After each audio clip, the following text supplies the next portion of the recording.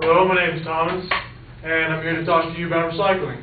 And most of you have probably grown up thinking that, oh, recycling is so good, we're helping the environment, it's awesome. I'm here to tell you that you're actually wrong. Recycling actually harms the environment more than it helps. The three ways I'd like to discuss this with you is that we use more resources to recycle than we do when we save, or we use more than we save. The process itself creates more waste than we actually save, and the cost of recycling is actually more than it would be to throw away your own trash. So my first point, recycling uses more resources than it saves.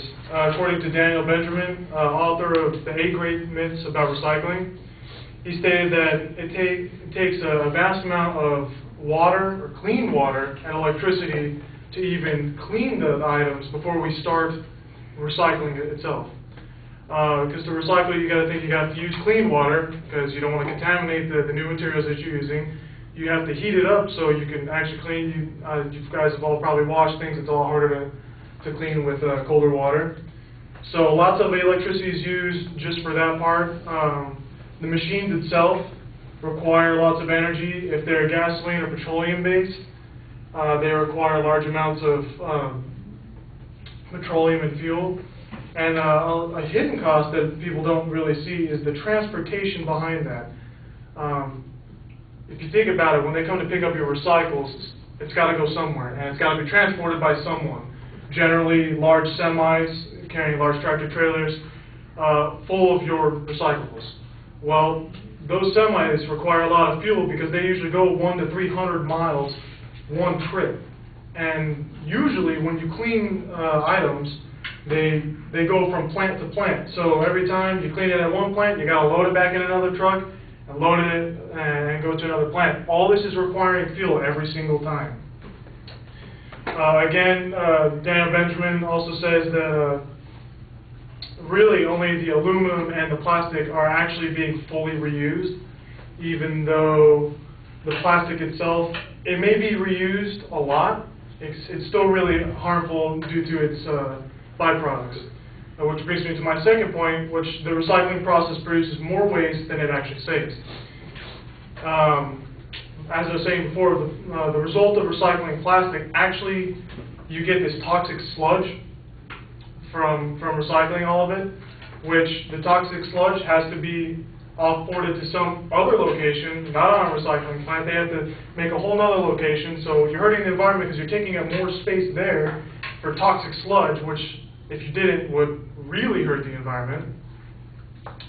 An online site, Disabled World, had said that a lot of the metals that are recycled usually scrape off some of the metal into the air, into the ground, so that hurts the environment around there. Greg Hamble, a recycling coordinator for the city of Burbank, he said that upon recycling plastic creates a toxic sludge. When you recycle newspaper, which is actually the worst thing to recycle, you're using all kinds of bleaches and chemicals to get out the dyes and inks within it, which, again, you have to offboard that somewhere else to get the chemicals out of there to another site, which you're still creating even more pollution with all the transportation. And then now I come to my third point, which is the cost of recycling is actually more than it is to throw away your items. J. Winston Porter, one of the supposed founders of recycling, he states that for the government to come pick up your trash, it costs them about $50 a ton, which isn't too much if you think about the amount of weight a ton is. He states that it costs $150 per ton to come pick up your recyclables. 3 times the amount to pick up your recyclables than your trash. There's a big difference there. And then you have to go through the process of all the transportation, so all the fuel that you're wasting, all the emissions that you're putting out into the atmosphere.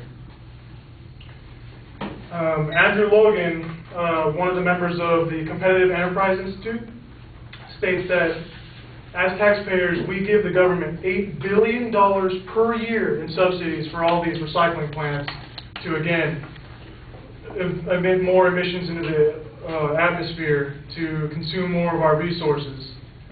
And then she also states that the government set a goal to make more money or to save money on resources and everything. However, since we started recycling, we've actually lost a net of $30 million per year in recycling. So again, I'd like to say that recycling is actually much more harmful to the environment. We use more resources, we create more waste, and it actually costs more. Thank you.